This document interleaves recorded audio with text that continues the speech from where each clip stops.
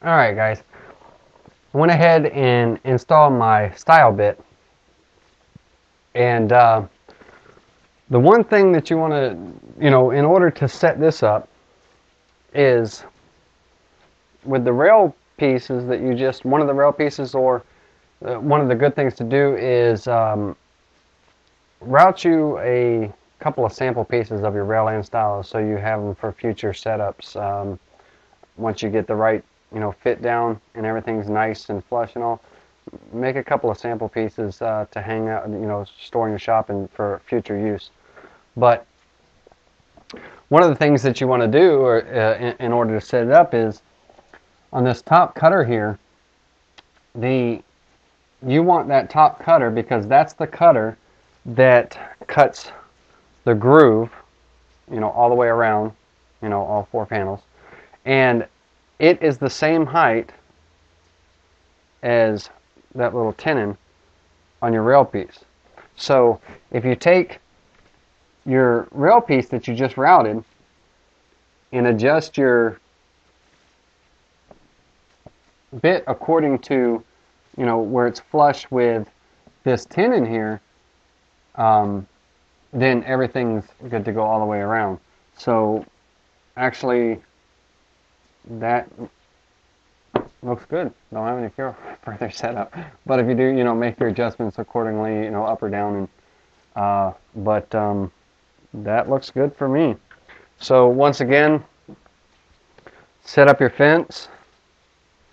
There's a bearing on the style bit as well. Take your straight edge.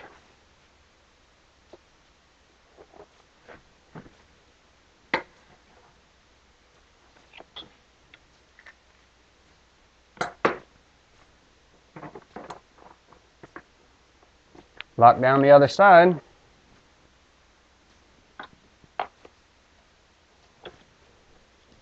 And you're good to go. Let me plug in my router again and we'll get started.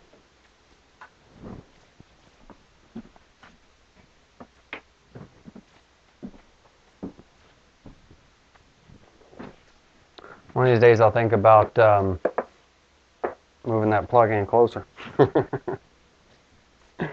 Alright, here we go, guys.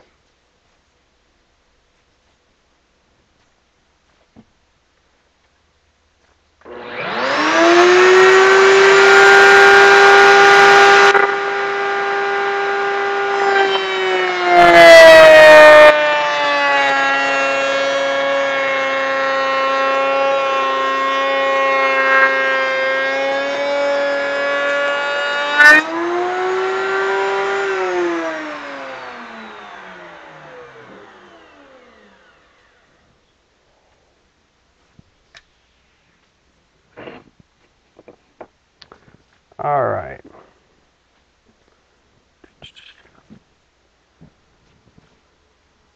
Creates a nice little profile. A little bit of burning, but I'll take all that out with sanding. It'll clean up nicely. One of the things that you can do is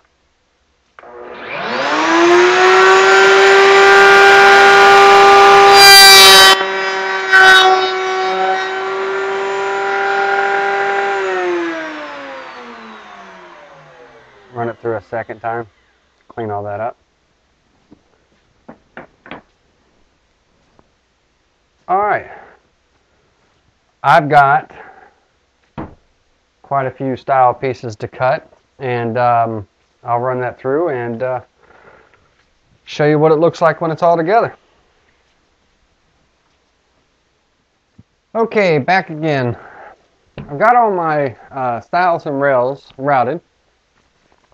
And I tell you, it doesn't get any better than that.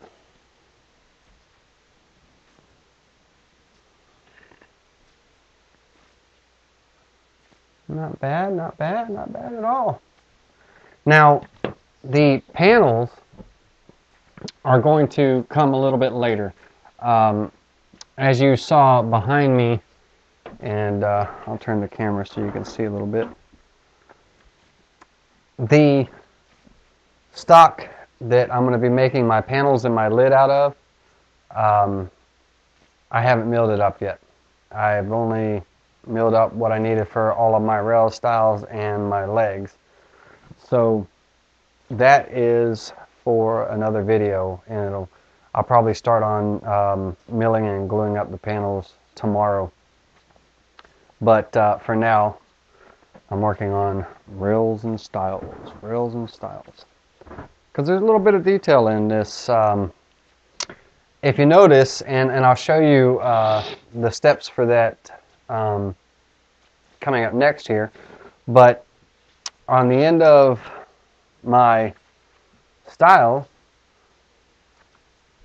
I created a tenon all the way down. It's a 1/2 inch thick, 1/2 inch deep by 3/8 inch thick tenon, and that will go in to my legs and mortises that I make in my legs all the way around. I went ahead and cut a few of these tenons on the styles to get my adjustment right and everything, and see how it was going to look before I broke down my setup on my router in case I needed to go back and reroute another piece or something if I messed up or it didn't work. But everything worked out well, and so we're going to get into that next, and I'll show you exactly what I'm doing there. But all in all, you should have your panels together, or your rails and styles together and ready for your panels. Now, in order to put your panels in, you want to, this detail all the way around, this detail that the router creates in the top of these rails and styles is the same thickness or same depth as that groove. And for my particular router bit set, and you'll have to look at your router bit set to see exactly what the depth is, but mine's 3/8 of an inch thick or deep. So whenever I measure for my panels, do it one of two ways. The first way is with everything all together nice and tight. I can then take a measuring rule or measuring tape or tape measure and measure in between this little detail lip here, and it'll tell me the height and width of my panel needs to be. Now, bearing in mind that this is hickory, and all woods, most woods, you've got expansion and contraction, so wood tends to expand and contract against the grain, not with it. So my panel depth, which is, it should be 14 3/8,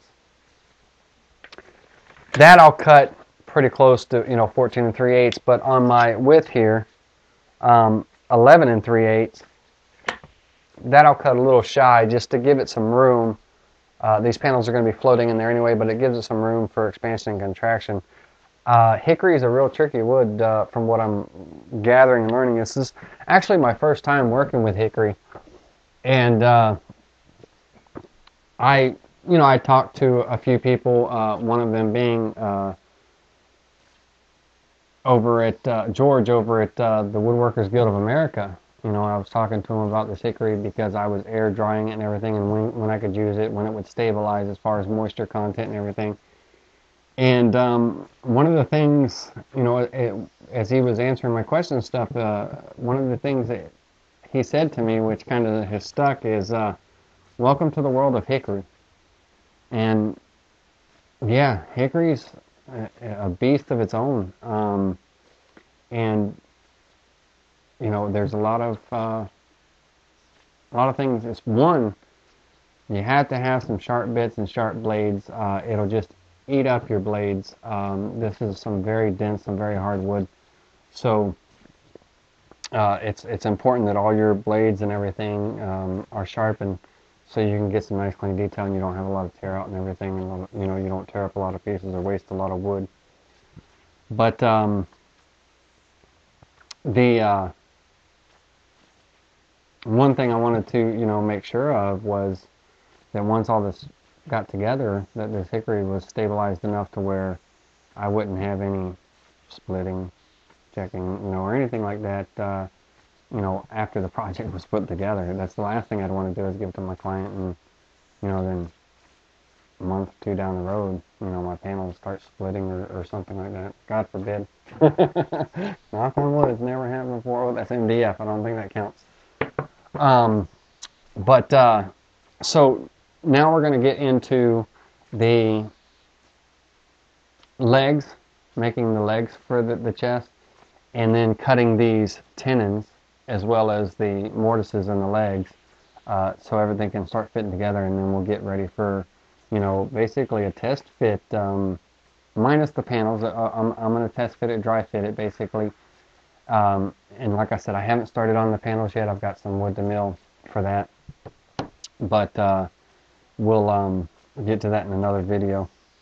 Alright, so let's move over to the table saw.